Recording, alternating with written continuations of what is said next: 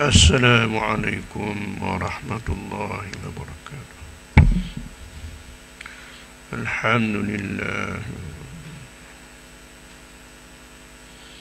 Salatu wassalam Sayyidina Muhammad.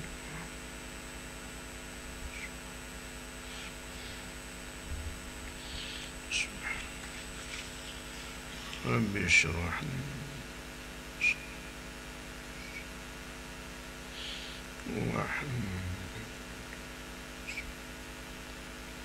Rabbi zidna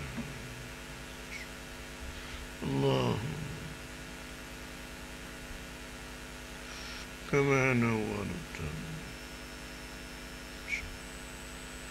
sallallahu alaihi wasallam.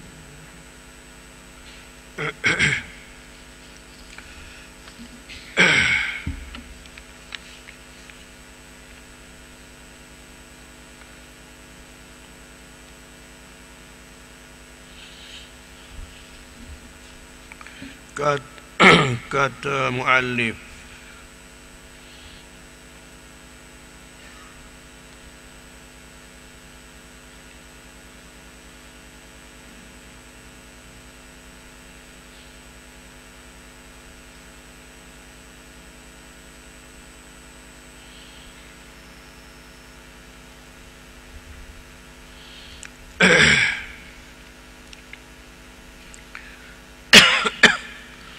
al-ajabu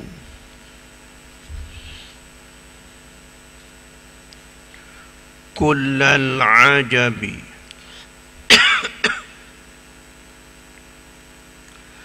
mimman yahrubu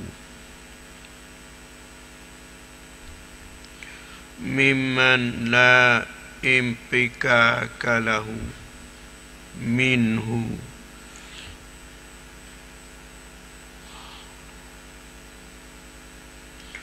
wa yatlubu ma la baqa'a lahu ma'ahu.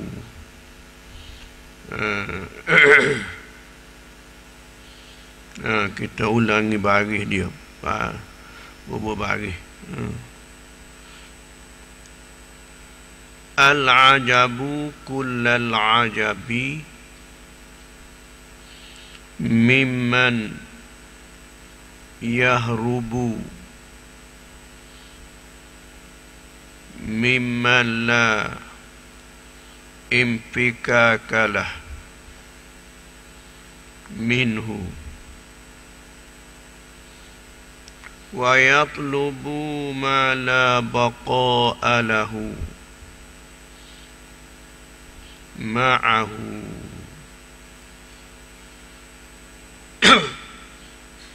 Maksudnya ajib, segala ajib. Makna kata hairan, ajib ni makna Melayu kita hairan. Segala ajib sehabi-habi hairan. Jadi ini jadi musannif kita, yakni al-Imam Ibnu Athaillah rahimahullah ta'ala, dia sebut, dia kata hairan sehabi-habi hairan. Mana kata hairan sungguh, hairan sungguh-sungguh. Hairan kau bergapo? Hairan kau bergapo? Mana sehabi-habi dia rasa hairan. Katanya Ibnu Athaillah dalam kitab hikam dia, dia kata hairan sehabi-habi hairan. Mana kata hairan sangat-sangat hairan, pelik, sangat-sangat pelik. Itu makna. Pelik ke apa? Depan. Jadi artinya musannif atau pengarang kitab hikam kita, dia menyebut tentang pandangan dia hairan, sangat-sangat hairan daripada orang yang lari,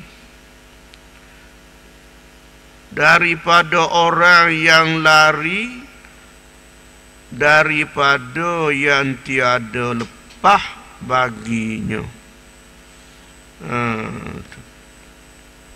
Daripada orang, daripada Allah. Daripadanya Allah lah maksudnya. Jadi artinya heran, sehabis-habis heran tentang seorang yang lari hati daripada mengingati Allah, sedangkan kita dengan Allah tak lepas lari. Tu nak lari berano daripada Allah, sebab Allah Ta'ala yang menggerak-gerikan kita. Segala apa yang berlaku dengan kehendaknya Allah, Allah Ta'ala yang memperbuat ke atas kita. Apa-apa pun kita di bawah gerak-geri dan kehendaknya Allah. Kerjaan Allah Ta'ala ia tadbir ke atas kita. Apa-apa saja diri kita tak lepas dan tak asing daripada Allah. Kita berada di dalam takdir Allah dan qadanya. Oleh itu bagaimana pula hati kita tak ingat Tuhan, dia ingat ke benda lain, dia perasan benda lain yang memberi kebaikan pada kita, dia perasan benda lain yang menjadi jatuh bala ke atas kita. Dia pandai kepada makhluk, sedangkan makhluk nak buat apa tak boleh. Maksud dia nak beri jadi hati kita semua duk syuhud kepada Allah. Dalam keadaan senang susah pun pandang kepada Allah sendirilah yang mahu begini ke atas kita. Sama ada mendatangkan nikmat ataupun juga Allah Ta'ala mentakdirkan bala. Hakikatnya kita tak lepas daripada Allah. Apa pun yang berlaku ke atas kita adalah daripada kuasanya dan kehendaknya. Oleh itu hendaklah hati kita pandai dan syuhud kepadanya, kepada Allah. Jangan kita pandai ke yang lain. Jadi kalau kita pandai kepada benda lain, sedangkan benda lain tak lewat apa pada kita. Sedangkan hakikat sebenarnya kita tak boleh lepas, tak boleh lari daripada bergantung dengan Allah, beredar dan berpusing dalam kehendak, qada dan takdir Allah. Oleh itu hati kita kena duduk pandang dan syuhud pada Allah Ta'ala sama-sama. Ketika Allah Ta'ala mendatangkan nikmat pada kita, maka kita bersyukur pada Allah Ta'ala atas pemberiannya.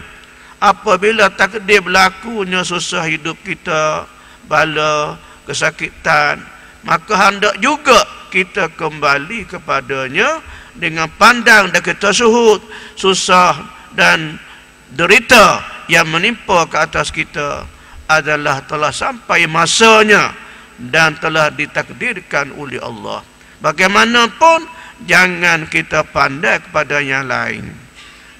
Sebab kita tak lepas, tak boleh nak terurai daripada Allah. Itu makna begitu. Naknya syuhud pada Allah dan pandai dengan hati. Jangan kita jadi orang panggil terhijab dengan Allah Subhanahu wa ta'ala. Jadi kalau kita pandai kepada makhluk, datang kesenangan, sabak tu sabit ni, pegas mata-mata sebab, maka arti telah kita lari daripada Allah kepada memandangkan makhluk. Situ taksir tu, situ taksir. Jangan jadi begitulah. Jangan jadi syirik kita dengan Allah. Jangan duduk jadi terhijab kita dengan Allah. Bagaimanapun sakit demi susah, kita usaha. Kalau kita nak usaha, kita ikhtiar, kita berubat. Bagaimanapun hati duk kecek bak hati ni. Bak hati jangan lupa, jangan pandang kepada yang lain. Kerana kita tak dapat nak bercerai daripada Allah, tak dapat istiqlal, tak dapat nak asing diri daripada apa yang telah Allah Ta'ala kehendak. Itu dia. Itu maknanya. Jangan kita pandangkan yang lain. Jadi sebab itulah kalau kita pandang pada benda lain, sangkut hati ke atas yang lain, pandang suhuk pada makhluk, bermaknanya situlah terbitnya heran daripada pandangan tuan kita ni. Ibnu Athaillah tuan kita dia kata heran sungguh. Habis-habis heran ni kita ni. Jahil dengan Allah Ta'ala. Tuhan buat atas kita gini-gini, tapi kita duduk masih pandangkan yang lain. Jadi heran, makna kata ajaib, tak sapa pak bila-bila, tak sapa pak semu. Tak sapalah kita dengan Allah. Naknya sapa pandai ke Tuhan tu. Pandai kepada Allah Ta'ala. Itulah masa yang paling berharga kepada kita. Hati kita bersama dengan Allah. Hati bersama dengan Allah, itulah saat waktu yang sangat bernilai. Itu maknanya. Sebab ibadat yang paling besar sekali, ibadat hati, bukan ibadat zahir. Ibadat zahir bagai tidak susah, dia tidak sangatnya payah. Tetapi ibadat hati perkara yang sangat susah, dia benar berat oleh nafsu. Oleh itulah bila hati kita ni benar dengan Allah, kita mendapati suatu keadaan waktu yang sangat bernilai. Karena waktu itulah saat dalam hati kita dengan Allah merupakan saat yang sangat berharga. Begitulah katanya Ibnu Athaillah dalam hikam dia ni. Ajib segala ajib, makna habis-habis heran. Pandangan tuan kita ni dia kata heran habis heran. Heran sungguh maknanya. Daripada orang yang lari. Heran terhadap orang yang lari. Lari daripada apa? Lari daripada ya tiada lepas baginya. Lari-lari tapi tak lepas. Lari-lari tapi tak lepas. Jadi lari bapanya. Tapi yang lari bapa muka tak lepas. Gitu maksud dia. Lari tak ingat Tuhan, tak pandai ke Tuhan, tak pandai kata Tuhan buat. Hakikat sebenar Tuhan buat. Itu makna. Jadi kalau tak sampai situ, heran sungguh lah heran. Abang duduk dalam jahil semua kita dengan Allah Ta'ala, jahil. Tak kenal apa bila bagi. Situ maksud dia. Naknya tentang usaha ikhtiar barang yang diberi pilih oleh Allah. Susah payah. Perkara ini sudah ditetapkan oleh Allah. Siapa masa, siapa waktu tetap terjadi. Kerana tak lepas daripada qada dan takdirnya. Masya Allahu kana, wa ma lam yasha lam yakun, kata Nabi. Sabdanya Rasulullah sallallahu alaihi wasallam. Masya Allahu kana, wa ma lam yasha lam yakun. Apa-apa yang Allah Ta'ala kehendaknya ada, tetap ada. Tetap akan berlaku. Siapa masa tentu kena berlaku. Wa ma lam yasha lam yakun. Dan apa yang Allah Ta'ala tidak kehendaknya ada, lam yakun, tentu tak boleh ada. Sebab segala-galanya beredar, berpusing di dalam qada dan takdir Allah. Siapa dia lagi boleh buat? Hanya Allah Ta'ala juga. Itu benarnya. Oleh itulah, jadi bila kita tak sapa suhud kepada Allah, maknanya kita ni masih orang panggil tak berdiri, tidak berdiri atas hakikat yang betul, tak berdiri. Inilah keadaan tasawuf, keadaan ilmu hakikat sememangnya untuk memperbetulkan pandangan hati kita ni dengan sebenar-benarnya kepada Allah Subhanahu wa taala. Kehendaknya buang makhluk daripada pandangan hati ke mana-mana pun.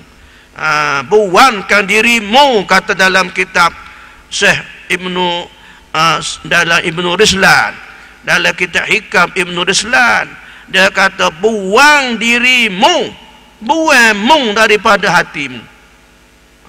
Buang dirimu daripada hatimu. Mana kata jangan mu pandai mung. Jangan pandai mung. Pandai bukan mung yang buat. Bukan mung yang menghendaki. Bukan mung yang telah menentu dan memilih. Itu dia. Bagaimana hak wirid kita dah baca semua. Allahumma la mani'a lima a'tait, wa la mu'tiya lima mana', wa la radda lima qadait, wa la yanfa'u zal jaddi minkal jadd. Itu dia benda tu. Allahumma ya Allah, la mani'a lima a'tait. Tak ada siapa yang boleh menyekat bagi apa yang kamu berikan. Wala mu'tiya lima mana', dan tak ada yang memberi apa yang kau halangkan. Allah Ta'ala halangkan, tak ada siapa yang boleh bui. Wala radda lima qadait, tidak ada siapa yang boleh tolak bagi apa yang telah dihukumkan oleh Allah. Wala yanfa'u zal jaddi minkal jadd, tak ada manfaat orang yang ada sifat tinggi, sifat kelebihan, sifat ketinggian, tak ada guna baginya, tak ada manfaat apa pun baginya. Ketinggian dia tak boleh buat apa-apa pun. Semuanya berlaku dan berlari di dalam qada dan kehendak Tuhan yang azali dah. Itu maknanya. Maksudnya dalam inilah kata-kata hikam ni, al-ajabu kullal ajabi tu mimman yahrubu mimman la infikakalah.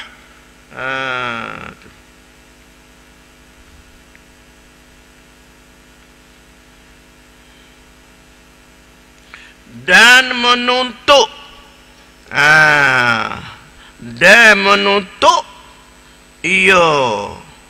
seorang tu akan bagai yang tiada kekal baginya, bagi seorang sertanya serta barang tu. Itu dianya. Jadi kita ni duk tutup cari barang yang tak kekal, duk bergaduh dengan barang yang tidak kekal bersama kita. Apa dia? Dunia, makhluk. Duk bergaduh dengan makhluk, duk bergaduh dengan dunia. Barang dunia tu tak boleh nak bersama-sama dengan kita. Balah mana pun kita punya dia, barangkali kita tinggal dia dulu. Kita tinggal dia, ataupun barangkali juga dia tinggal kita. Dunia. harta benda. Kita sanggup bawa deraka kepada Tuhan, sanggup kita melentengi akan hukum Tuhan kerana nak ke dunia. Sedangkan Tuhan lagi. Tu orang panggil, sangat-sangat orang panggil bodoh lah kita ni, bodoh. Bodoh. Duk tutup dunia, siapa kita langkah segala undang-undang Allah Ta'ala. Sampai sanggup kita derhaka pada Allah kerana mahu dunia. Sedangkan begitu, itulah membinasakan kita. Dan dia jugalah menyebabkan kita lupa lalai. Siapa tak ada masa nak buat ibadat pada Allah kerana sangat-sangat menuntut apa yang tak kekal itu. Jadi jangan begitu. Jangan jadi kita nak orang menyesal. Jangan jadi menyesal yang berpanjangnya di akhirat nanti. Maka dunia Tuhan tidak melarang kita mengambilnya. Tetapi ingat, jangan siapa kita pula jadi terpedaya dengan dia. Tu dia benar situ. Inilah keadaan hikam kita nak kat tu lah. Jangan kita tutup sampai seumpama itu dunia, sedangkan dia tak kekal bersama dengan kita.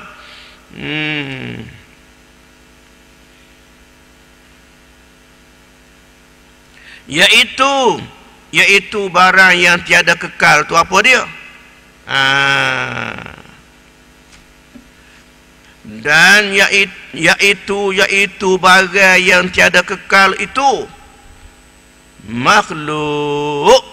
Hati kita duduk bersama dengan makhluk, lupa kepadanya Allah. Sedangkan perkara itu tidak kekal dengan kita. Siapa? Dunia, harta, makhluk, di atas kita sekat pintu kubur saja. Tak gitu ke?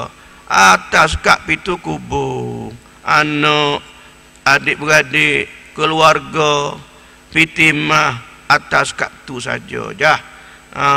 Makna kata barang-barang kita, harta benda kita, bila siapa kepada maut, maka akan semuanya ditanggalkan daripada kita. Yang kita duduk milik, yang kita sayang, semua akan tinggal kita. Kita akan tinggal dia. Tinggal habis. Habis. Kam taraku min jannatin wa uyun. Berapa banyak kebun-kebun, dusun-dusun yang kita miliki, punya kaya, tapi taraku tinggal habis, tinggal. Wa uyun, kita punya saluran-saluran air menuju kepada kebun, menuju pada milik kekayaan kita, akhirnya tinggal semua sekali. Siapa lagi bersama hak duk sama dengan kita? Siapa dia? Dengan Allah kita duduk lupa ke dia? Apa dia? Tak ada lah. Tak ada. Dalam kubur kat sorang-sorang kita lah. Ingatlah, duduk dalam kubur lah kita ni. Dalam kubur, tempat yang kita belum membiasa lagi diri. Hari pertama itulah masa yang sangatnya susah kita ni, duka cita yang amat sangat. Tinggal orang kita kasihi dan kita sayangi, semua akan kita tinggalkan. Kemudian yang sangat kitanya hendak ialah kita sekarang, kita sentiasa berhubung, sentiasa ingat kepada Allah Subhanahu wa ta'ala. Maka bila kita sekarang sentiasa ingat pada Allah, sentiasa bersama dengan Allah, Allah tidak akan sia-siakan kita. Bila kita ingat Allah waktu susah dalam dunia ni, ingatkan Allah. Senang pun kita ingatkan Allah, Allah Ta'ala tidak akan sia-siakan kita. Sampai saat sana Allah Ta'ala akan menolong dan membantu kita. Ingatkan dia. Wazkurullaha kasiran la'allakum tuflihun. hendaklah kamu ingatkan Allah berbanyak-banyak, la'allakum tuflihun, mudah-mudahan kamu mendapati kemenangan. Itu.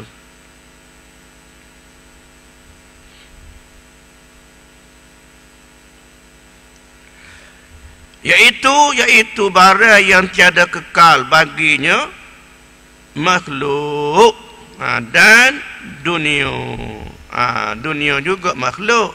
Abang ataupun tafsir kata nahu dalam ilmu tafsir, ataupun tafsir makna kata tafsir makhluk dengan dunia bagai samalah. Itulah bendanya.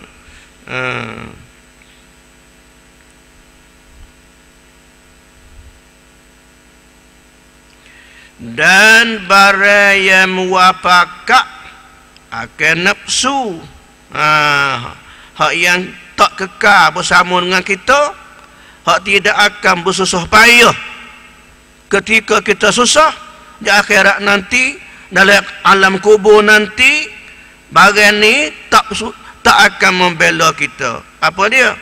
Barang yang muwafaqah akan nafsu. Bagai yang kita duk turut nafsu, yang muwafaqat dengan hawa nafsu, ini perkara yang tidak akan menolong, tidak akan membantu kita, dan tidak akan kekal bersama-sama dengan kita. Apa dia?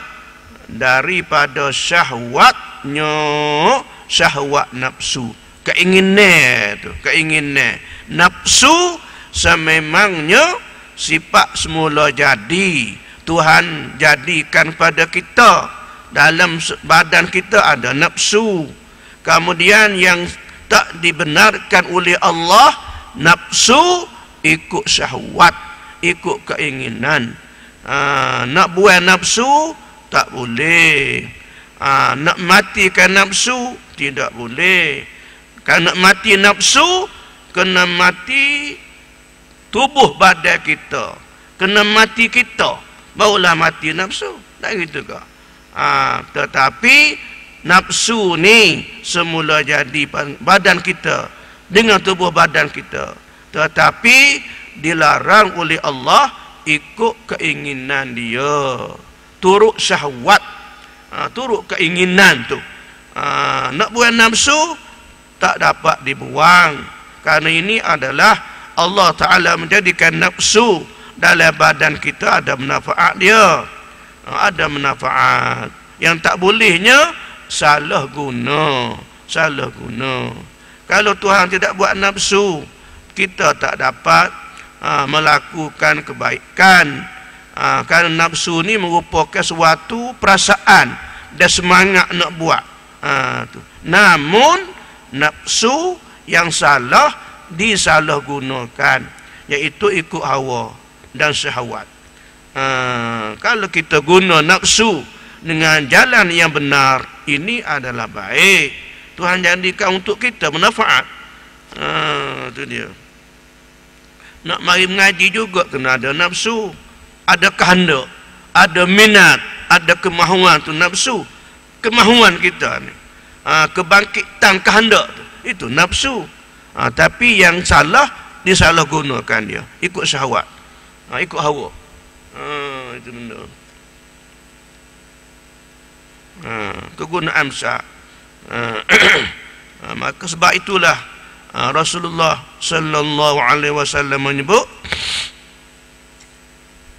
al-kayyis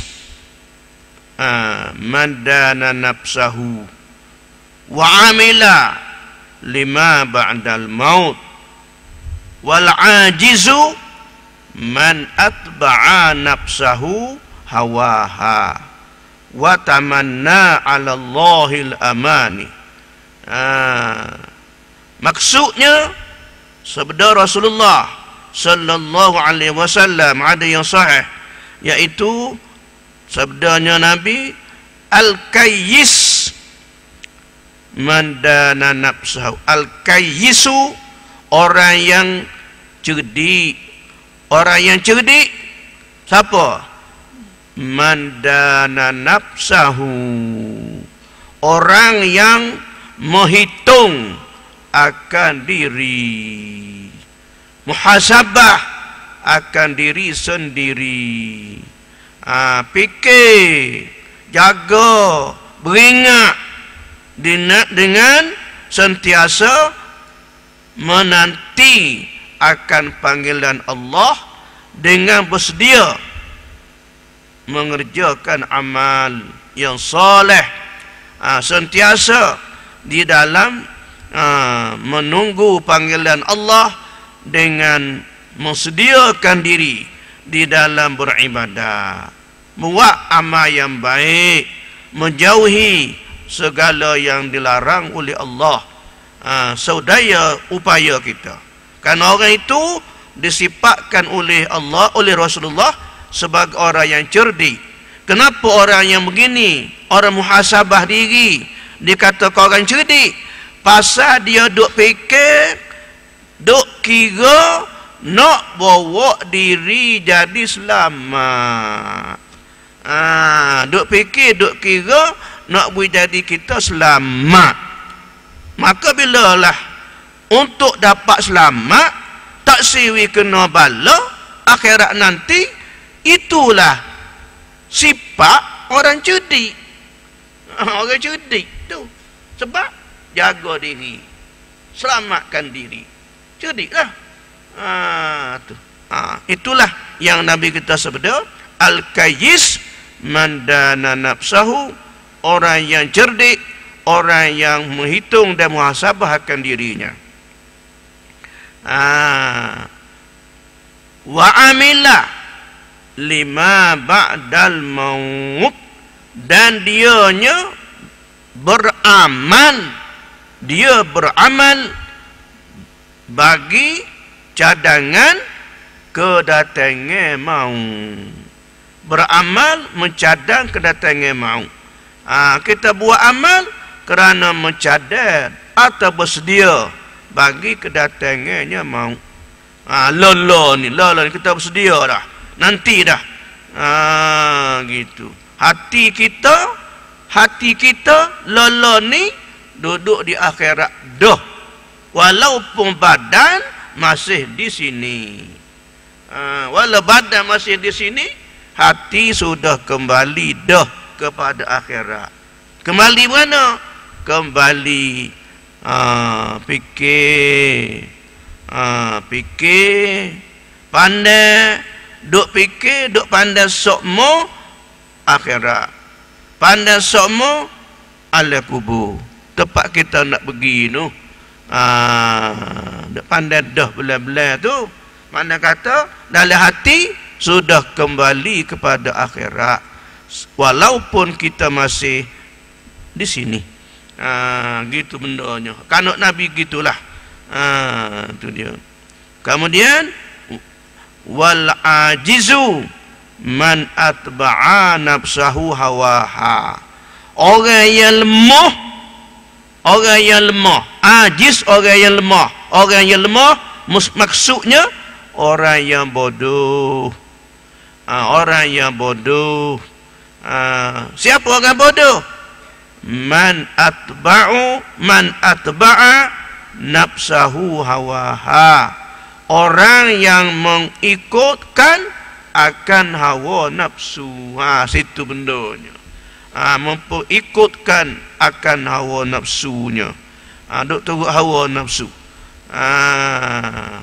Kemudian wa tamanna 'ala Allahil amani, berangan-angan ke atas Allah akan beberapa angan-angan. Orang panggil doa angan-angan saja selamat, angan-angan sajanya tak ada apa-apa, hakikatnya tak selamat, tak selamat. Serah saja tak ada apa-apa, buat dosa pun tak berapa takut mana. Kalaulah berasa lah mari pun buat lupa-lupa, tak berasa takut, tak berasa takut. Inilah menanda kata orang yang ajiz, orang lemah akal atau orang bodoh. Sebab apa dia sifatkan bodoh? Pasal dia duk kira kata akhirat serupa tak ada. Balasan Tuhan serupa tidak sebenar. Ini siapa situ gak orang tu alamatnya besar dan bahaya tu. Itulah yang sifat orang yang kafir. Tuhan sifat dalam Al-Quranul Karim. Orang kafir sampai dia bersumpah, tidak ada pun kita ni tidak hilang. Makna kata tidak hilang daripada apa tu? Makna maksudnya tidak akan temu akhirat. Kalau mati pun pakai hilang gitu saja. Akhirat tak ada. Bangkit akhirat akan datang, itu tidak ada sama sekali. Tak berasa sungguh akhirat akan kita bertemu. Kita akan bangkit hidup kembali di akhirat ini. Tak berasa gitu. Itulah alamat kata orang ni orang tak ada iman, dalam hati tak ada iman. Itulah pemikiran seumpama itu, pemikiran orang yang kafir. Orang kafir.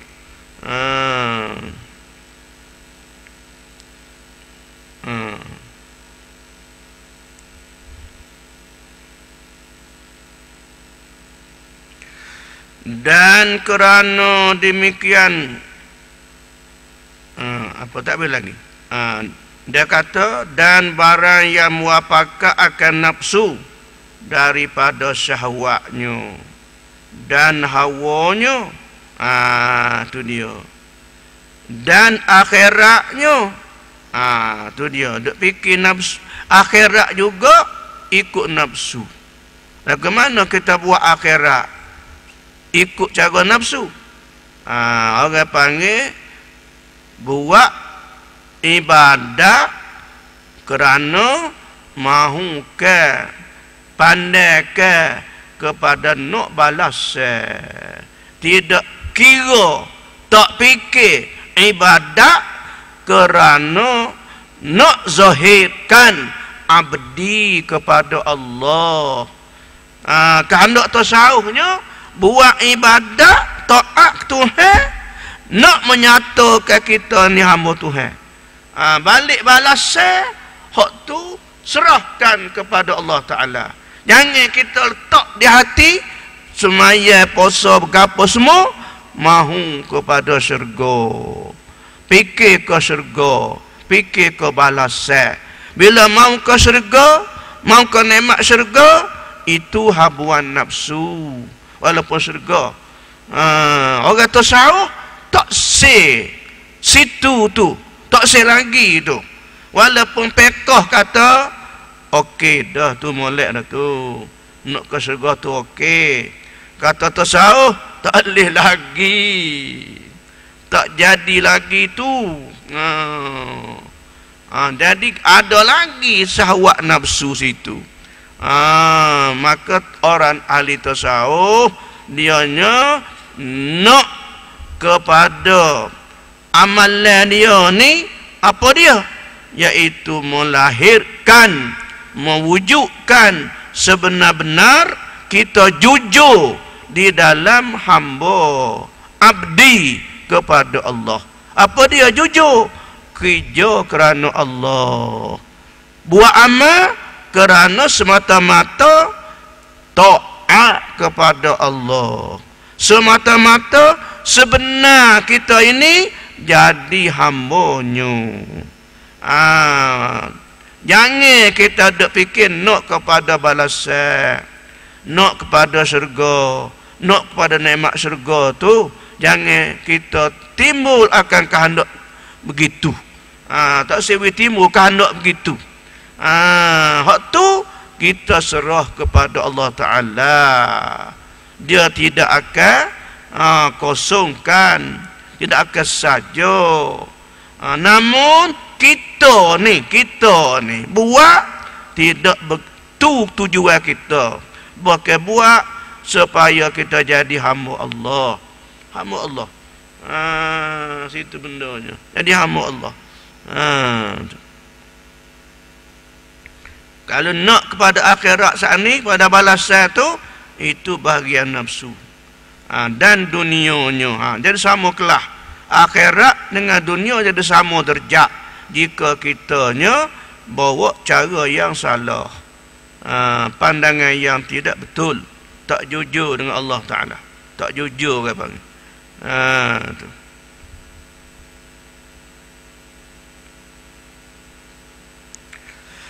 Dan kerana demikian itu, dan kerana demikian itu, demikian lari daripada yang tiada lepas tu. Tu. Dan kerana demikian itu, demikian lari daripada yang tiada lepas. Makna nak lari daripada Allah, sedangkan Allah kita tak lepas lari. Tu dia.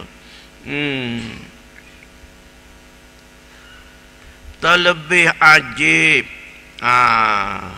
terlebih ajib daripadanya seorang itu. Jadi sifat nak lari daripada Allah adalah terlebih ajib. Sebab apa ajib? Sebab apa heran? Kerana Tuhan kita tak dapat lepaskan diri daripadanya. Tu dia, tak dapat kita nak lari daripada Allah. Tak dapat lepas sama sekali. Maka betapa kita nak larinya, betapa kita nak lari. Bahkan kita sentiasa berusaha semakin kita mendekati, semakin kitanya merasai yakin sebenar kepada Allah Ta'ala, Tuhan kita. Tu dia, itu maknanya tak boleh lari. Kalau lari kak, supaya kita lari, supaya cerita satu cerita orang lah ke daratan tu, kita pukak dalam sungai musim-musim musim-musim hujan ni, pukak dalam sungai. Tu dia cerita.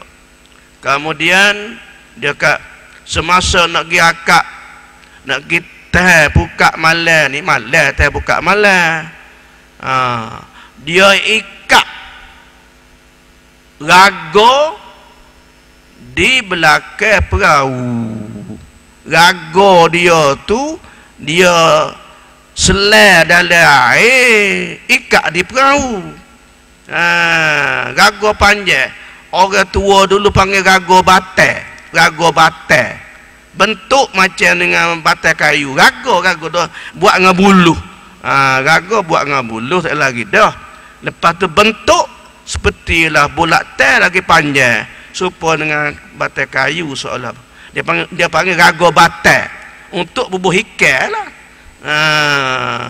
Kita lah ni tak kenal raga batai ni, orang darat kenal, orang balik sebelah sungai-sungai tahu raga batai. Panjang, macam dia bulat teh, buat teh bulat. Tu dia. Kemudian untuk apa? Untuk sipai ikan lah. Dia selai raga tu dalam sungai. Lepas tu ikat di perahu. Kayu perahu dalam kegelapan, dalam gelap. Dia ikat raga tu siari dah. Gitu. Tak kala malam nak pergi tempat muka tu, kayu perahu. Kayu kau laju, depan sorang, belakang sorang. Kayu laju dalam gelap, boleh sama-sama.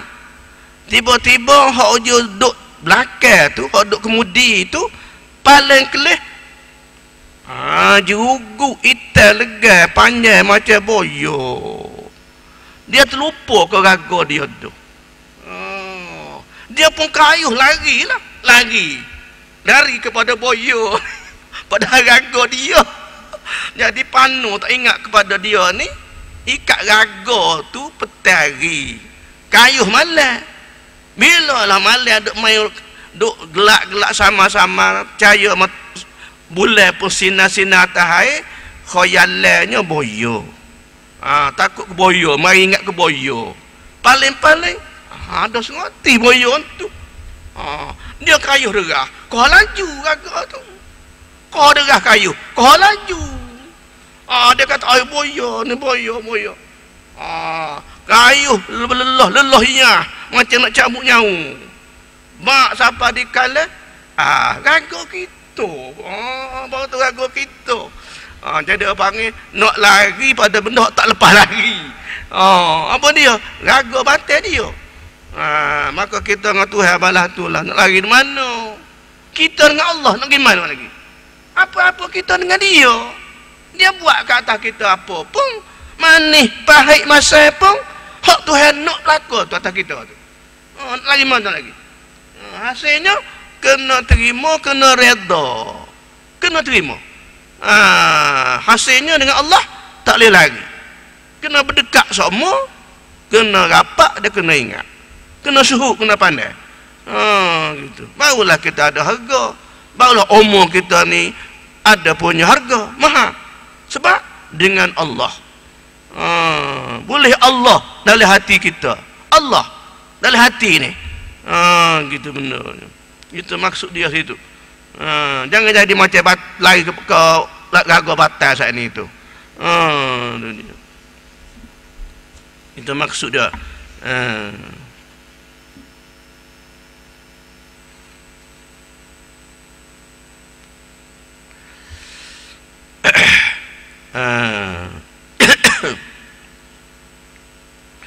Kerana demikian itu, demikian lari itu, demikian lari daripada yang tiada lepas. Lari-lari pun tak lepas dengan Allah. Terlebih ajib daripada seorang itu. Disifatkan orang terlalu ajib lah. Nak lari daripada Tuhan yang tak dapat dilepaskan, tak dapat lagi. Itu dia. Kerana bahawasanya, apa kata heran? Kerana bahawasanya seorang tu, kerana bahawasanya seorang itu mengambil ganti. Mengambil ganti, baca ganti tu. Kerana timbul kata heran tu, bahawasanya mengambil ganti kepada yang kurang. Ambil yang kurang. Apa yang kurang? Ambil makhluk. Ganti kepada yang kurang daripada yang terlebih baik. Tinggal yang terlebih baik, yakni dengan Allah. Tapi ambil yang kurang. Apa dia? Makhluk. Lagu ni heranlah, sangat-sangat heran, sangat-sangat tak cerdik. Tukarkan Allah dengan ambilnya makhluk. Situ artinya heran dia ni, pelik. Sepatutnya tukarkan yang kurang, kena ambil yang lebih. Hati dengan Allah. Dan memilih yang panu. Ambil yang panu. Makhluk atas ia kekal. Makhluk tentu jadi panu, hilang. Kemudian yang kekalnya Allah. Sebab itulah katanya syair Arab, dia kata wa mal malu wal ahlun illa wada'i'u. Fala budda yawman an turaddal wada'i'. Wa mal mal wal ahlun illa wada'i'. Tidak ada harta dan anak-anak, keluarga, semuanya adalah kiriman. Kiriman. Anak, harta benda merupakan kiriman daripada Allah. Maka barang kiriman ni fala budda yauman an turaddal wada'i, tak dapat tidak di satu hari barang kiriman kena ambil balik. Tak dapat tidak di satu hari hak kiriman tentulah kena hantar, kena ambil balik. Enggak kirim je. Takkan nak jadikan milik kita. Tak gitu kan? Begitulah ibarat kata dunia, dunia. Dan istighalnya, dan istighal makna kata bersibuk seorang tu, dan istighalnya yakni bersibuknya dia pada yang dibatilkan. Apa yang dibatil?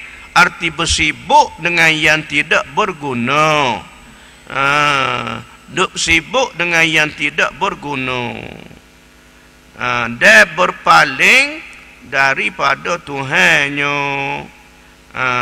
Berpaling daripada Tuhannya, berpaling kepada yang tiada hakikat baginya. Hakikat suatu dunia tidak ada hakikat. Mana kata dunia tidak ada sebenar, tidak sebenar. Sebab apa tak ada hakikat? Sebab adanya akhirnya akan binasa. Dia kata setengah mereka itu orang tasawuf. Ini cerita ni dalam kitab, cerita tentang orang tasawuf ni. Dia kata setengah mereka itu ahli tasawuf. Apa ceritanya? Telah duduk kepadaku, telah duduk kepadaku seorang laki-laki 13 tahun. Ada cerita daripada orang tasawuf, orang ahli sufi. Dia kata ada orang duduk bersama dia, duduk tupai dia 13 tahun. Dia sembahyang ia pada tiap-tiap hari 1000 rakaat. Semaya tiap-tiap hari 1000 rakaat. 1000 rakaat semaya, kena hari. Semaya sunat. Tu.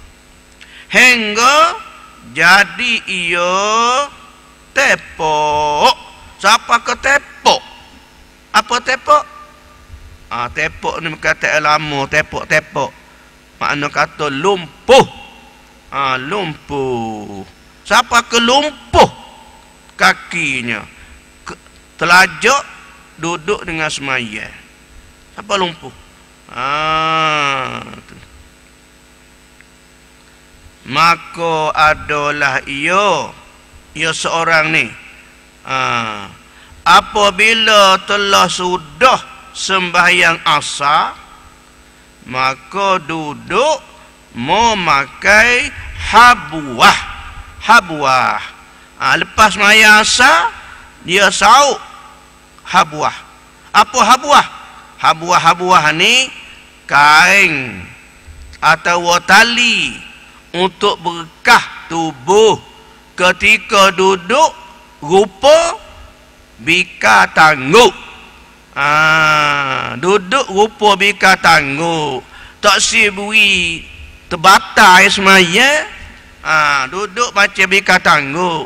Reti bika tangguk, perapak lutut ke dada. Duduk congok punggung atas latar, lutut perapak ke dada. Lepas tu ambil tali atau kain, berkah kepala lutut ni. Sauk daripada belakang, ikat di kepala lutut. Atau sauk di kepala lutut, ikat ke belakang. Itu habuah dia panggil. Buat gitu pasal apa? Supaya duduk tetap, papai punggung, tidak tubik kentut. Biar rapat molek. Jadi kalau tak ikat, boleh ada senggeng. Jenera senggeng. Dia senggeng, terakak punggung. Jenera batal tu. Maka untuk kejak kata punggung ni, dua papai punggung kejak, duk macam bentuk bika tangguk. Orang muda tak kenal ni bika tangguk ni. Macam tangguk udai ke? Tak kenal tangguk udai. Macam dengan bentuk macam raga juga. Bentuk tu. Penanguk udai. Sauk. Orang muda tak kenal belakang dah ni, orang dah baru ni. Kena dah bapa ni tua ni baru kenal. Dia kata tangguk, orang buat tangguk udah. Dia buat dengan bilah buluh-buluh. Buat bilah buluh, buat macam bentuk macam bentuk mana? Pebadai dia. Pebadai tapi dah dalam. Bentuk macam badai tu dah tapi dalam. Dia bawah bira bawah dia tu telung dalam. Tu buat kerjaannya tangguk ikan atau tangguk udang orang tepi sungai. Kan dulu payah makan. Payah tak orang ni cuma semua dah ada kedai belakang. Orang dulu dia cari sendiri. Udang ikan tepi nipah. Tangguk dengan tangguk. Tu. Jadi bentuk bika tangguk ni, orang kata bika tangguk ni duduk gitu punggung rapat, dua papai punggung rapat, lutut rapat. Akak naik, akak dada, ambil tali, ambil serban, berkah. Tujuan supaya tidak kita terbalik. Kalau jenera pun tak terbalik dah kita ikat. Memang kalau kakak Baitillah kan, kakak kampung tu, petang-petang hari kat ramai orang Arab buat gitu. Lepas pada sembahyang asar, tunggu nak murid baca, takut jadi batal wuduk kerana menanti masa tu lama, ikat dengan serban. Duduk macam bika tangguk tadilah. Tu biasalah gitu. Sini dia panggil Arab panggil habwah tu, habwah nama patut panggil dia Arab habwah tu. Tali berkah ni. Habwah nama dia. Tu. Kemudian maka duduk memakai habwah. Bakar tu pasal nak beri kejap kedudukan, tidak terbalik. Tu. Berhadap ia kiblat. Duk menghadap kiblat. Maka berkata ia, orang ni, orang tepok ni, maka berkata ia, ajib aku bagi kejadian betapa ke tetapi betapa tu betapa situ tu betapa bagaimana betapa berkehendak ganti betapa berkehendak ganti padamu pada Allah padamu ya Allah. Jadi herannya betapa orang ni nak ambil ganti, ambil makhluk menggantikan Allah dengan meninggalkan Allah. Betapa begitu heran kata dia. Ambil makhluk gantikan Allah. Mana kata tukar Tuhan dengan makhluk. Ambil makhluk. Gitu maknanya. Dan ajib aku bagi kejadian betapa jinuk kepada lainmu ya Allah.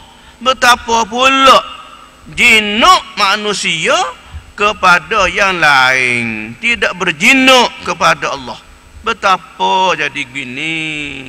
Jadi ulai ke perkataan itu tu. Duk buat mengatik dengan perkataan begitu. Lepas semaya 1000 rakaat, duk ngatik dengan perkataan sanilah dia. Betapa ganti, betapa berkehendak ganti padamu ya Allah. Mana betapakah kehendak ganti ke yang lain daripadamu ya Allah. Hamba manusia ni ambil benda lain dengan tukarkan Allah, buangkan Allah. Dan ajib aku bagi kejadian betapa jinak kepada lainmu. Itulah dia duduk ulang-ulangkan. Kemudian maka diam ia.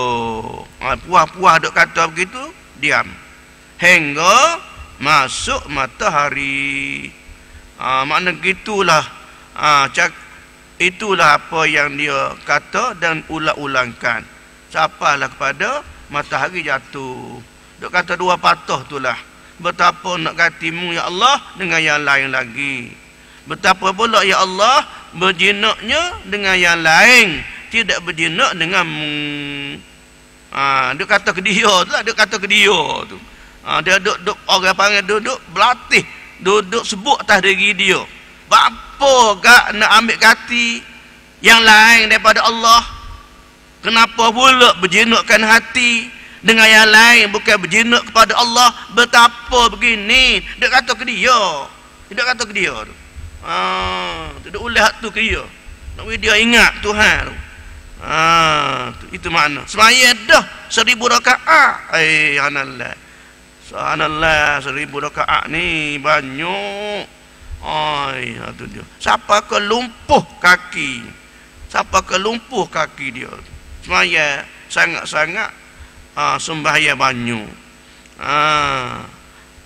Ada seorang perempuan di zaman dulu pun wali, seorang wali lah kita panggil waliullah, iaitulah Rabi'atul Adawiyah.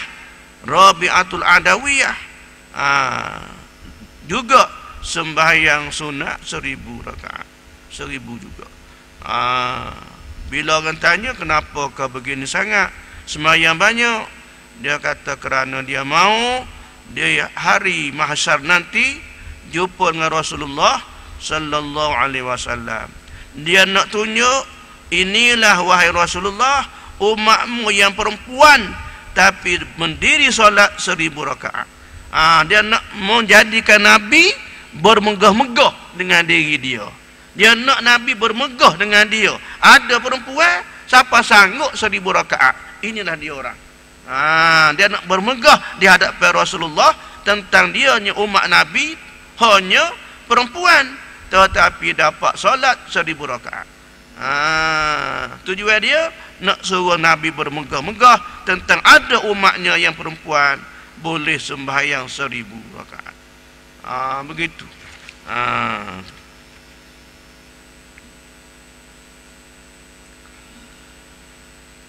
Dan kata Abu Sulaiman Ad-Darani, dan kata Abu Sulaiman Ad-Darani radhiyallahu anhu,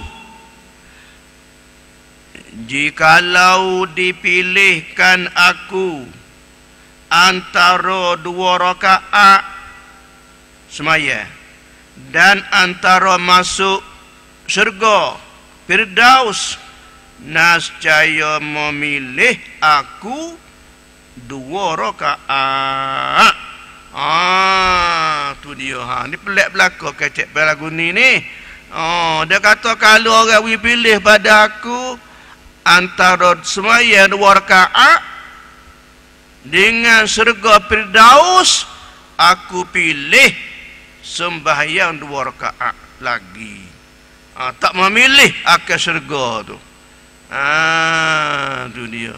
Jadi orang yang tak tahu cara orang tasawuf, dia kata kecek apa lagu tu. Dia sifat ke kecek pada lagu ni, kemungkinan orang ni tak betul dah tu.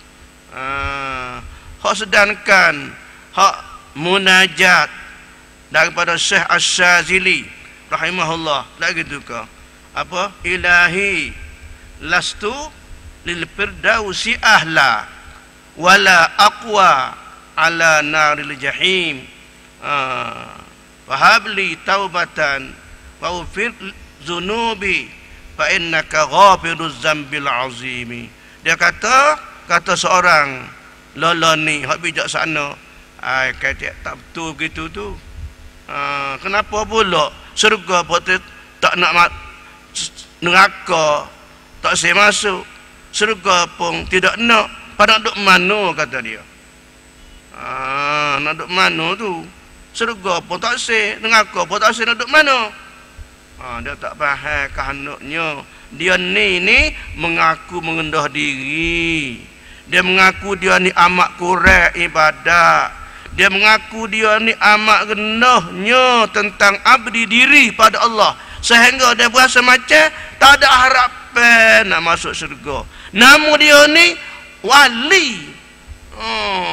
Ni. Jadi orang kritik ni dia tak faham kehendak tu wali ni. Dia kata syurga dah tak saya masuk, neraka pun tak nak duduk mana, kata dia.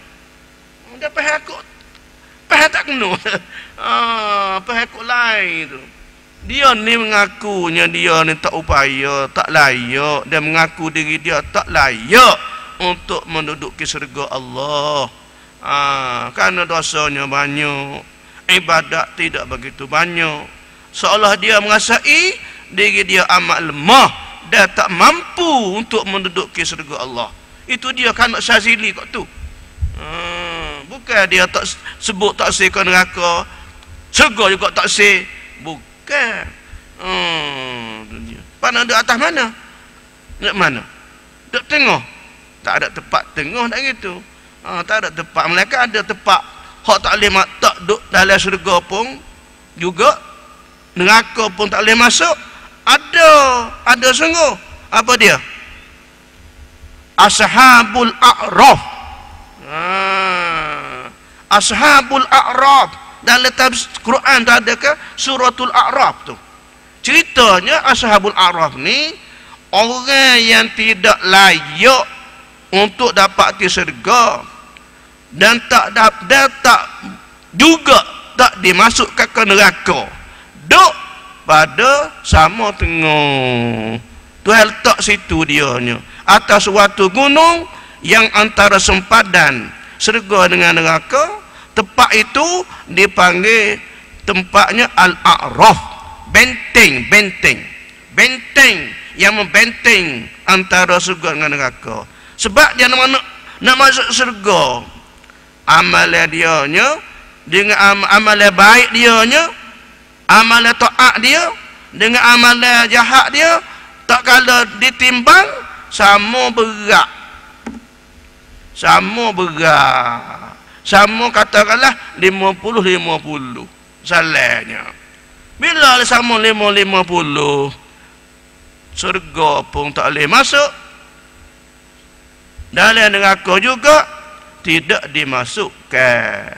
Sebab adilnya Allah. Bila adil, kena letak sama tengah. Syurga pun saja, neraka juga pun tak masuk. Jadi duduk sama tengah. Itulah Al-A'raf. Kelih pada orang duduk dalam syurga, berasa terliur, sangat-sangat terliur, nak sangat-sangat ingin. Kelih kau orang masuk neraka, suruh mujur, tak kena masuk. Tapi sekarang tak berpuas hati, duduk sama tengah. Itulah dia Ashabul A'raf. Jadi oleh itu kita buat amal kena banyak balik hak kebajikan. Ditimbang berat neraca kita balik kebajikan. Bolehlah syurga tu. Sebab janji Tuhannya, siapa dia berat balik kebaikan, dia dapat syurga lah. Kalau sama berat, kena duduk atas benteng tadilah. Congok situlah. Tu dia. Tak gitu ke? Tetapi dalam keadaan begitu, Allah Ta'ala jadikan dia akhirnya dapat masuk syurga juga, kerana dia ada kalimah la ilaha illallah Muhammadur Rasulullah. Dia ada iman.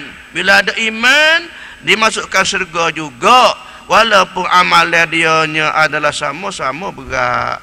Masuk syurga berdasar kepada iman.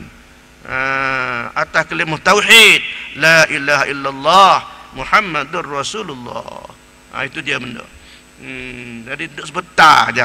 Duduk sebentar orang panggil hukum putus dengan cara yang adil. Mung kena duduk sini sekejap. Lepas tu jemput balik pula ke syurga.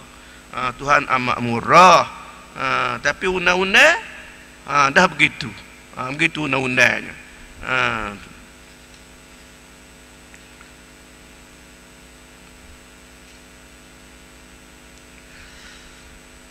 Nascaya memilih aku 2 rakaat semaya, kerana bahawasanya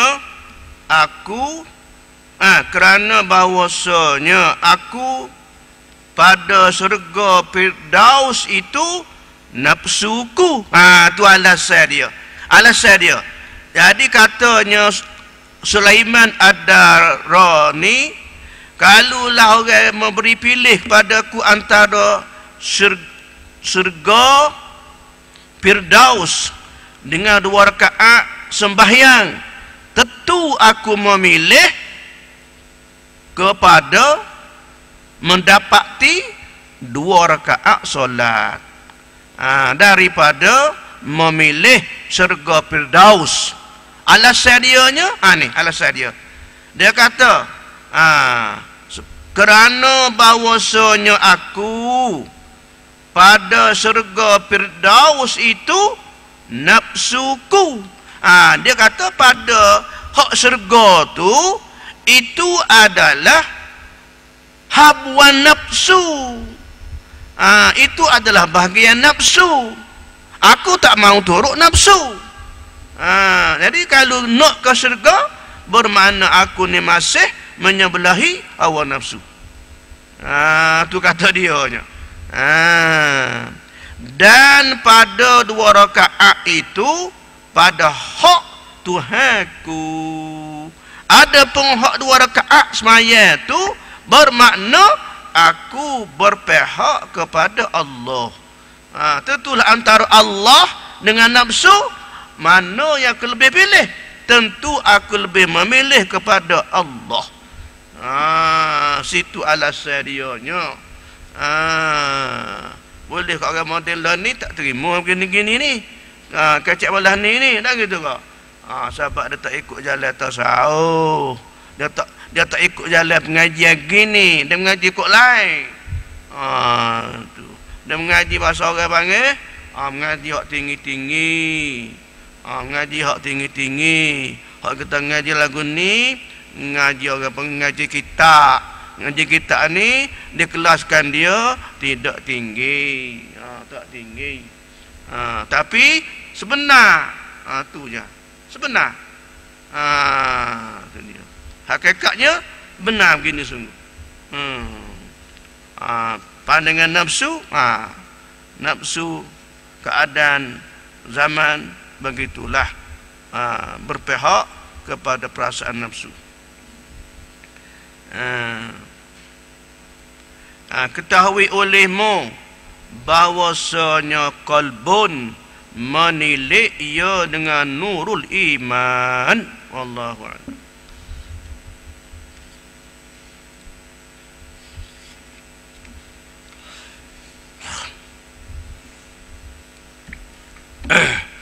Dulu napis ni.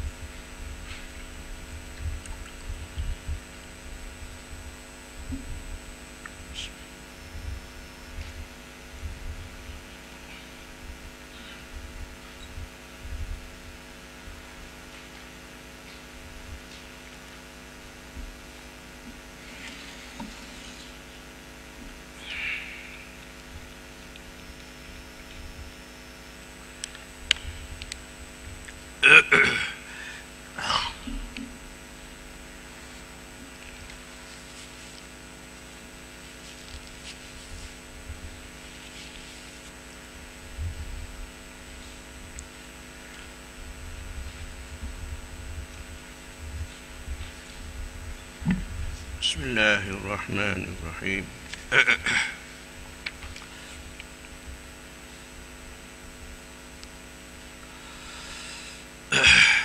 Bermula Allah Ta'ala itu terlebih makrifat, terlebih kenal daripada segala makrifat. Tiada berkehendak ia Allah kepada sifat yang mengenal dia, mengenalkan dia Allah. Itu dia. Jadi artinya di sini masih di dalam hubungan cerita tentang ada setengah daripada orang alim tasawuf ni menafikan Allah Ta'ala bersifat dengan dia datang dalil sebagaimana yang telah kita tahu lepas. Maka ini pendapat dia. Oleh kerana dia ni kuat syuhud pada zat Allah, syuhud pada tajalli zat, maka dia tidak perasalah kepada Tuhan ni punya sifat ni. Bukan dia menafikan sifat, orang panggil kerana karam dia dalam syuhud tauhiduz zat. Oleh itu seolah-olah dia tak merasakan Allah Ta'ala punya sifat tu. Itu dia. Seumpama apa misal gitu, belum pada kita pergi ke Mekah nak kenal Baitillah, kena dengar sifat-sifat lagu mana rupa. Tak gitu ke? Bila kita dah pergi rapat sana dah, kita pandang dah, tentu tak ada hajat disifatkan lagi, sebab kita sudah berhadapan dengan dia. Itu bandingnya gitulah seolah. Sekarang pendapat Syekh Ibnul Arabi ini tidak sama dengan pendapat Ahlussunnah wal Jamaah. Orang ahli sufi Ahlussunnah wal Jamaah tidak menafikan sifat. Tak menafikan sifat. Dia juga tidak menafikan, menafi salah, tapi dia tak sedar bang. Jadi zuk dia gitu. Syuhud pada zat. Jadi bermula Allah Ta'ala itu terlebih makrifat daripada segala makrifat.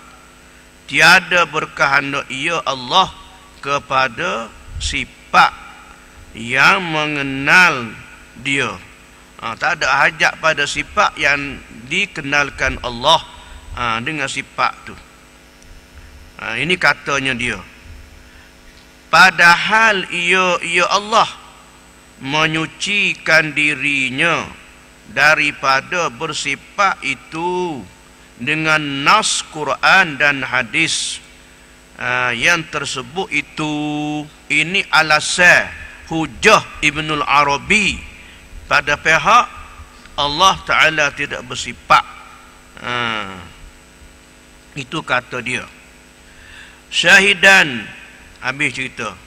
Syahidan, maqam inilah, yakni maqam mana pangkat tauhidul asma, maqam yang kedua daripada segala maqam, segala pangkat arifin yang dianugerahkan Allah Ta'ala. Maqam tauhidul asma ni yang dianugerahkan Allah Ta'ala kepada segala orang yang salik, orang yang berjalan pada Allah, atau kepada lainnya, lain pada salik, seperti majzub, orang yang majzub. Arti hak maqam tauhidul asma dirasa dan direti oleh orang yang salik. Orang salik ni orang yang berjalan ibadat pada Allah, orang yang menuju hatinya kepada Allah dalam ilmu makrifat. Ini dipanggil salik, yakni berjalan. Tu. Kemudian yang kedua orang majzub. Orang majzub ni kedudukannya orang yang kurang beribadat yang sunat-sunat, tetapi dengan kehendak Tuhan tarikkan hati dia tu sapa kepada makrifat dengan cepat. Itu namanya majzub, orang yang ditarikkan hatinya oleh Allah. Karena majzub bahasa Arab kita panggil ditarik. Tuhan tarik hati dia dengan kehendaknya Allah. Itu majzub. Orang majzub. Tuhan buat dari mudah-mudah jadi mudah-mudah, tidak lalui jalan biasa. Umpamanya Dan maqam inilah maqam tauhidul asma ni. Natijah, arti natijah yakni faedah atau kepada hasil. Desa marah makna buah. Maqam yang pertama. Artinya tauhidul asma ni merupakan hasil buah kerana kita boleh syuhudah. Bila dapat syuhudah tauhidul af'al, maqam wahdatul af'al, kita dapat miliki dah dalam hati kita. Kita kena dah molek Allah Ta'ala yang berbuat segala-galanya. Hati kita kejak duduk situ. Pandai Tuhan belakalah yang buat. Tuhan yang bekerja. Apa-apa pun dia yang buat. Ini duduk pada maqamu tauhidul af'al. Tak kalau kejap dah pada maqam tauhidul af'al, Allah Ta'ala beri pula reti pada kita akan syuhud tauhidul asma. Pandai kepada tauhidul asma, mengesahkan segala nama-nama bagi Allah tu. Nama Tuhan yang maha agung, sepertilah lafaz karim, Allah Ta'ala yang maha azim, Allah Ta'ala yang maha alim. Itu asma bagi Allah. Kita sebut bagi nama-nama Allah Ta'ala tersebut. Itu namanya orang panggil tauhidul asma. Maka tauhidul asma ini natijah ataupun hasil daripada kita dapat faham, berpegang dengan wahdatul af'al. Makna dapat so demi so. Natijah kita dapat milik tu satu demi satu. Mula-mula kita dapat miliki faham wahdatul af'al.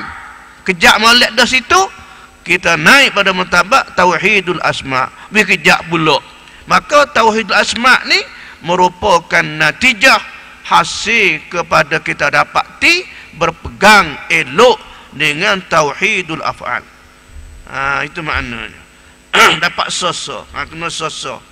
Cara perjalanan pada Allah satu peringkat demi seperingkat. Kemudian sampailah pada hakikat tauhiduz zat akan datang. Itu.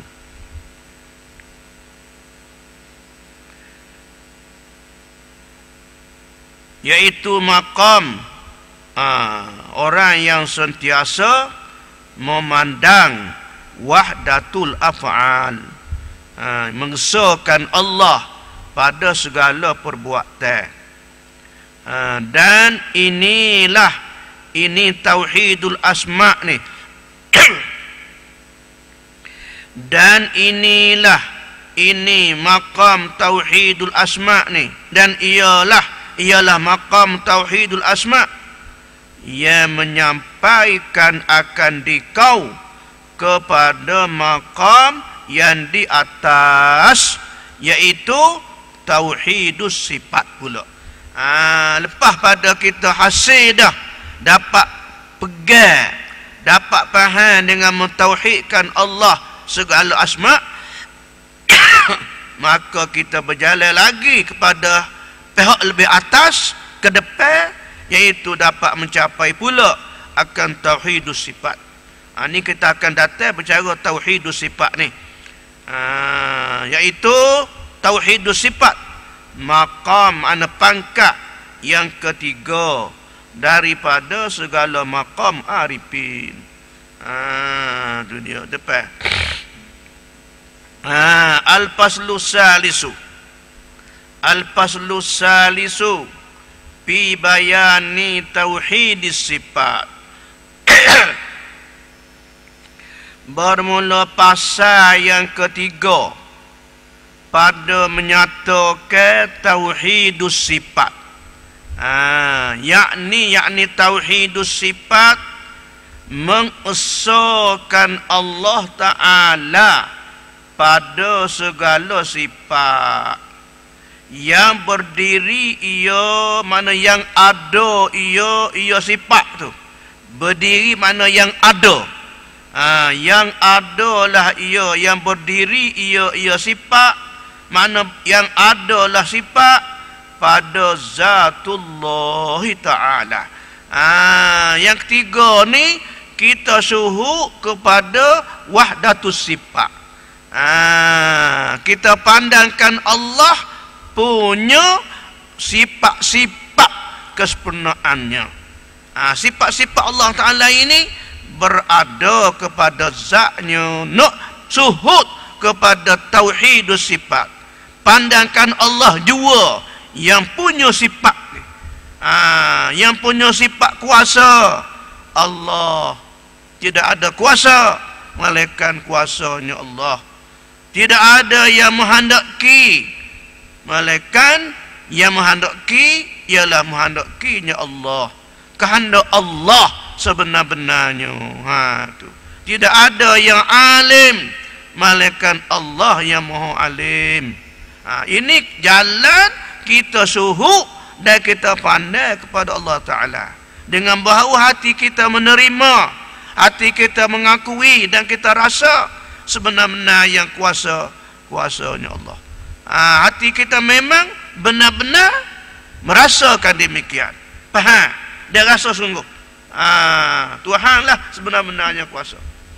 Tidak ada yang punya kudrat melainkan kudrat Allah. Tidak ada yang maha iradat melainkan iradat Allah.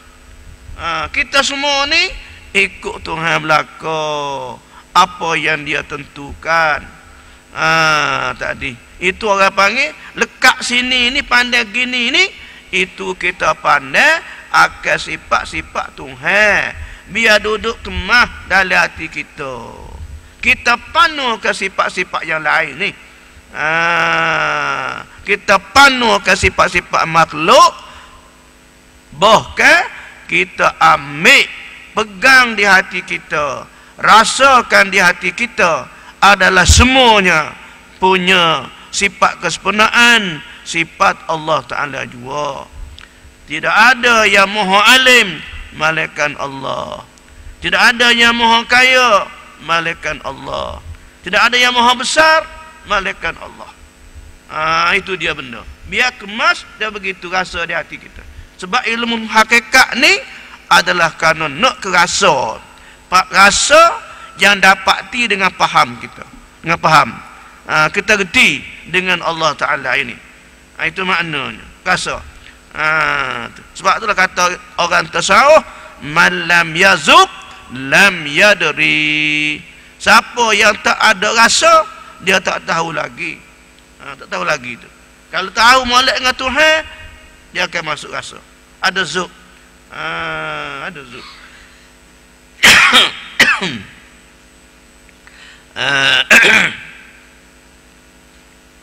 Yang berdiri ia sifat, ataupun yang ada ia sifat pada zatullah. Apa dia? Tetap tauhidus sifat ni balah mana? Iaitu tauhidus sifat ni.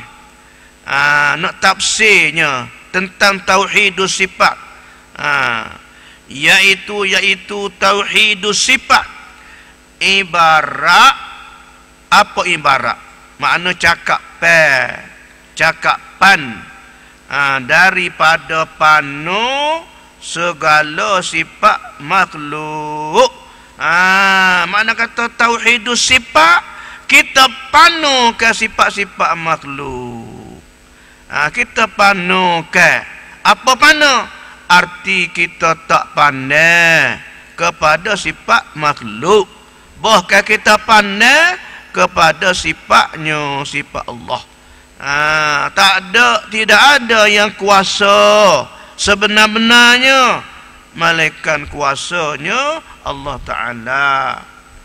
Tidak ada yang sebenar-benarnya menghendaki melainkan semuanya dengan kehendaki Allah.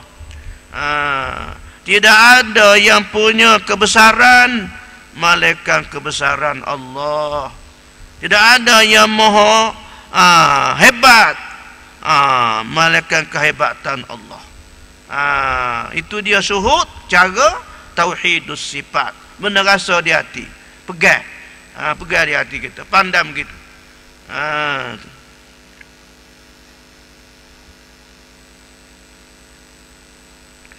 Sama ada sifat dirinya, sifat kita sendiri. Mana kata kita pandai ke kita sendiri. Pandai mana? Kita tak ada kuasa, kita tak ada ilmu, kita tidak ada kaya. Mereka semuanya kuasa-kuasa Allah, kaya-kayanya Allah. Alimnya, alim Allah, bukan alim kita. Manusia ni ada ilmu sekadar yang Allah Ta'ala anugerah sahaja. Rezeki Allah Ta'ala saja. Itu maknanya. Atau lainnya, lain daripada sifat dirinya. Atau lainnya, lain daripada sifat dirinya. Sifat orang lain pun kita pandang gitu juga. Sama ada sifat kita, kita panukan. Sama ada sifat yang lain pun juga, kita panukan. Jangan kita pandai sifat makhluk ni. Kita kena pandai adalah sebenar-benarnya sifat Allah yang maha segala-gala. Itu dia benar ni.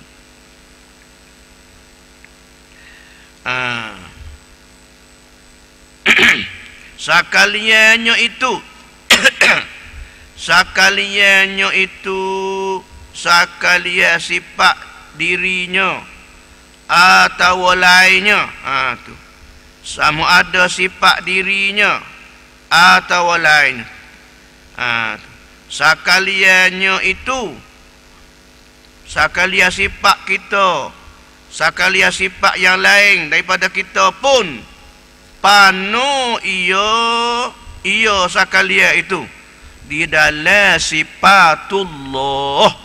Panu sifat kita ni, panu sifat orang tu, panu di dalam memandangkan sifat Allah.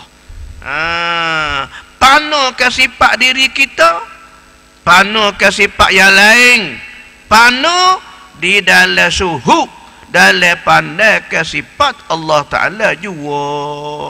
Hak ada di makhluk tak ada belaka. Tak ada siapa pun yang alim, tak ada siapa pun yang kuasa, tak ada siapa pun yang mulia. Semuanya hak Tuhan belaka. Situ benarnya. Panuhkan yang lain, panuh di dalam sifat-sifat kemuliaan Allah. Panuh dalam sifat-sifat kekuasaan Allah. Panuh dalam sifat kehendaknya dan iradatnya Allah. Semua kita panuhkan makhluk dalam hak Allah Ta'ala. Zahirkan Allah, zahirkan Allah. Itu maknanya. Bermula kaifiyah. InsyaAllah siapa masa dia kaifiyah pula tentang syuhud tajalli sifat, tauhidus sifat. Wallahu a'lam.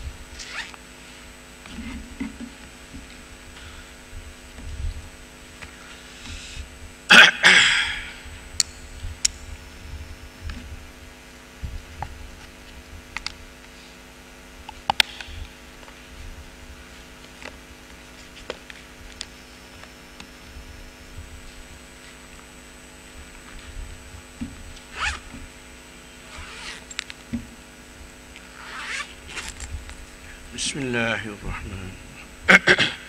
Alhamdulillahi rabbil alamin. Wassalatu wassalamu ala rasulillah.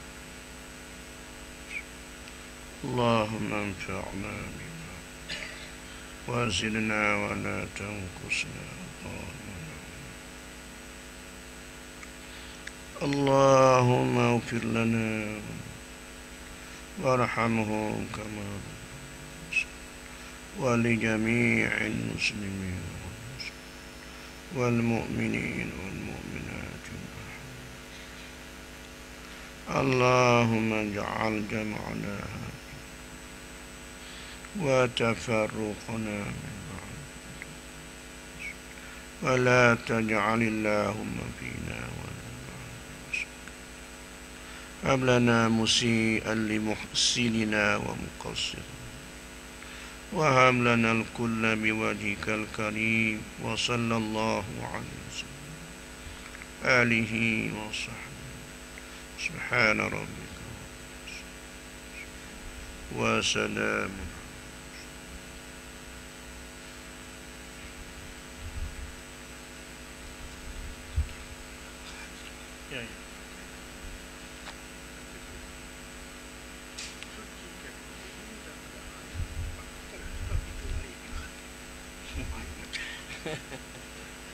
Sifat mazmumah. Iya dah. Mana buka baik tu? Baik tu. Oh. Iya dah.